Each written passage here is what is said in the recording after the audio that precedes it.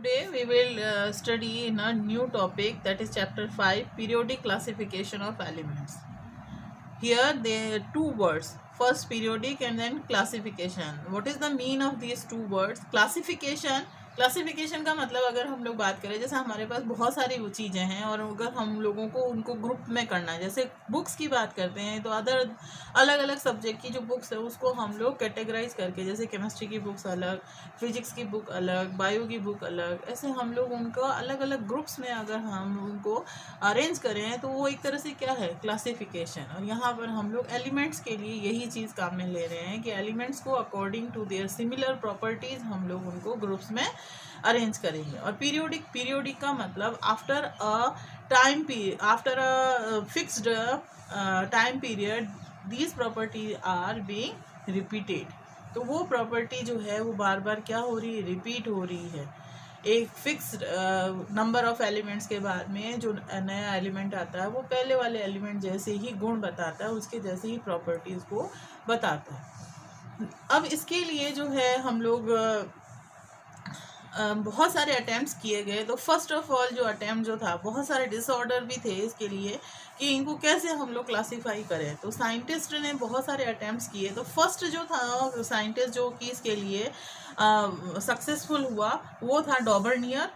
डॉबर्नियर जो है वो 1817 में उसने अपने एक रूल दिया जिसको डॉबर्नियर्स ट्रायड्स बोलते हैं। ट्रायड्स का मतलब तीन तीन का ग्रुप बना दिया, तीन तीन एलिमेंट्स लिए और उनके ग्रुप्स बना दिए। अब डॉबर्नियर जो है एक जर्मन का साइंटिस्ट था, उसने क्या बताया कि according to their atomic mass उसने उसको जो है प्रॉपर्टीज़ के को सिमिलर बताने के लिए तीन तीन का ग्रुप बताया। बट इंक्रीजिंग एटॉमिक मास के ऑर्डर में उसने जो उस टाइम जो भी अवेलेबल एलिमेंट्स जो थे उनको उसने क्या किया, अरेंज कर दिया। और अब तीन तीन के ग्रुप में, जैसे यहाँ पर हम लोग एग्जांपल ले रहे हैं LINEK, CASRBA, CLBRI, ये थ्री ट्रायड्स उसने तीन ग्रुप्स बना दिए। ये फर्स्ट ग्रुप, ये सेकंड ग्रुप और ये थर्ड ग्रुप। अब इस ग्रुप के अंदर क्या मेन जो है कैरेक्टरिस्टिक क्या था कि जो फर्स्ट और थर्ड इन दोनों के एटॉमिक मास का एवरेज निकाले तो वो जो बीच वाला जो मिडल वाला जो एलिमेंट है उसके इक्वल आता है। हम लोग इसको कर सकते हैं, इस ट्रायड वाले जो रूल है इसको हम लोग एक बार एज इट इज इसको रीड करते हैं। Triads were written in the order of increasing atomic masses. Triad जो थे उनको इंक्रीजिंग एटॉमिक मास के ऑर्डर, यानी एटॉमिक मास क्या होता है हम लोग जानते हैं N+P, number of neutron and number of proton जो भी उस एलिमेंट के हैं उनको अगर हम लोग सम करते हैं तो वो क्या है, इसका एटॉमिक मास है। तो इंक्रीजिंग एटॉमिक मास में उसने एलिमेंट्स को अरेंज किया। The atomic mass of the middle element was roughly the average of the atomic mass of the other two elements. ये roughly क्या था, एवरेज था। अब उसने इसको कैसे जस्टिफाई किया, उसने जैसे एक एग्जांपल ले लिया, लिथियम, सोडियम और पोटेशियम, ये है LINEK। अब इसमें लिथियम का एटॉमिक मास क्या है 6.9 और सोडियम का 23 है। लिथियम का है 6.9, सोडियम का 23 है और उसके बाद में पोटेशियम का 39 है। अगर हम लोग 39 + 6.9 डिवाइड बाई 2 करेंगे that will be equal to 23 which is the atomic mass of sodium. तो ये उसके जो है मेन यही उसका बेस यही था ट्रायड्स का कि जो फर्स्ट और थर्ड है इन दोनों को अगर हम लोग सम करें इनके एटॉमिक मास को तो उसका एवरेज जो है वो मिडल वाले के इक्वल आता है। तो इस तरह से उसने सिर्फ 3 ट्रायड्स ही बताया। फिर अब जब इसके ड्रॉबैक की बात करते हैं तो ड्रॉबैक्स क्या थे, ये सिर्फ जो है अगर हम लोग कैल्शियम, स्ट्रॉन्शियम, बेरियम की बात करें या CLBRI की बात करें तो Cl क्लोरीन से पहले एक और आता है जिसको हम लोग फ्लोरीन बोलते हैं, F बोलते। ये फ्लोरीन एलिमेंट के लिए अगर हम लोग यही रूल काम में लेंगे, फ्लोरीन, क्लोरीन, ब्रोमीन, ये फर्स्ट 3 एलिमेंट्स है, इनमें F और Br इन दोनों के एटॉमिक मास का एवरेज निकाले तो वो Cl के इक्वल नहीं आता। तो ये सब के ऊपर तो रूल जो है ये होगा नहीं लगेगा। और ये सिर्फ 3 ट्रायड्स ही तक ही बता पाया, उसके आगे ये जो है इसका जो ये थ्योरी है वो कम मतलब वो जो है सक्सेसफुल नहीं हो पाया। Group B and C form डॉबर्नियर triads. डॉबर्नियर could identify only 3 triads, उसने सिर्फ 3 ट्रायड्स जो है उन्हीं को आइडेंटिफाई किया। इसलिए इसको जो है हम लोग एज इट इज़ जो है नहीं उसको ले पाए, और ये एक तरह से क्या हो गया, ठीक है उसने एक शुरुआत तो करी लेकिन इसको एक्सेप्ट इतना ज़्यादा नहीं किया गया। फिर डॉबर्नियर के लिए एक और चीज़ आती है क्या, platinum as a catalyst. Platinum को एज अ कैटलिस्ट यूज़ करने वाला सबसे पहला साइंटिस्ट डॉबर्नियर ही था। नेक्स्ट रूल आता है,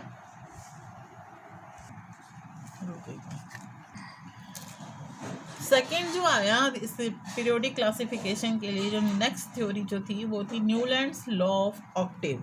यहाँ पर Newlands law of Octave, Octave word आते ही हमें ये ध्यान में रखना है कि 8 यानी 8 यानी after 8 elements the 9th element will have the same property that of first.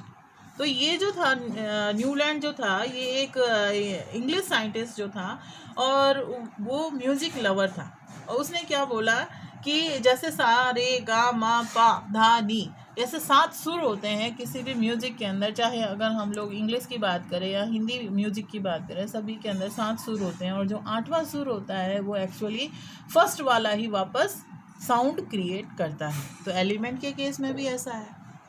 तो उस टाइम तक जो है सिर्फ 56 एलिमेंट्स ही डिस्कवर हो पाए थे, इससे ज़्यादा एलिमेंट्स थे नहीं, ना ही नोबल गैसेस डिस्कवर हुई थी।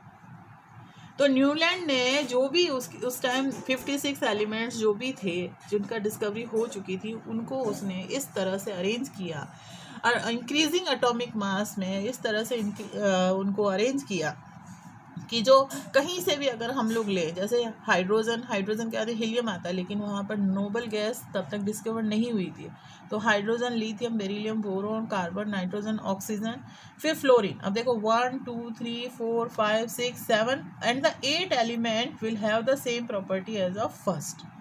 ठीक है, अब अगर हम लोग लिथियम से बात करें 1 2 3 4 5 6 7 8, तो 8 हो गया कौन सा, सोडियम। तो सोडियम और लिथियम की प्रॉपर्टी सेम होगी, और ये रूल सबके ऊपर ही लग रहा है। उसने यही बोला कि अगर हम लोग इंक्रीजिंग एटॉमिक मास में इनको अगर हम लोग लिखते हैं, इनको अरेंज करते हैं, तो जो हर 8वां एलिमेंट होगा वो फर्स्ट वाले एलिमेंट की प्रॉपर्टी के सिमिलर प्रॉपर्टी शो करेगा। एज इट इज़ अगर हम लोगों को इसके रूल को रिमेंबर करना है, उसको मेमोराइज करना है, तो उसके लिए हम लोगों को बोलना पड़ेगा ही found that every 8th element had properties similar to that of the first. He compared this to the octave found in music, therefore he called it the law of octave. It is the law of octave, यानी 8वां जो element आएगा वो first जैसे ही characteristic show करेगा। इसी को Newlands का क्या बोला गया, लॉ ऑफ ऑक्टेव बोला गया। इसीलिए हम लोगों ने इसको एग्जांपल के थ्रू इसको पहले ही हम लोग एक्सप्लेन कर चुके हैं।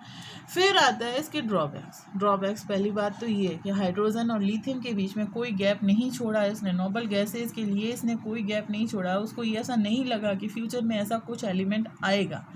फर्स्ट ये हो गया। सेकंड, फ्लोरीन और हाइड्रोजन दोनों की प्रॉपर्टीज़ नहीं मिलती है, फिर भी हाइड्रोजन को इसने हैलोजन वाले ग्रुप के साथ में रखा। कोबाल्ट निकल की प्रॉपर्टी कोई FCl Br से नहीं मिलती। बहुत सारे इसके अंदर ड्रॉबैक्स आए।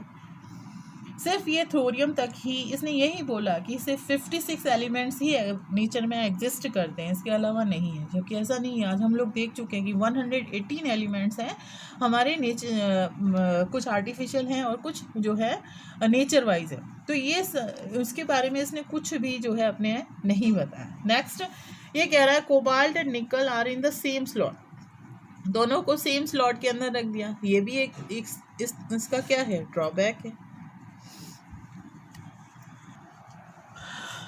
और Newlands law of Octave, it worked only on lighter elements.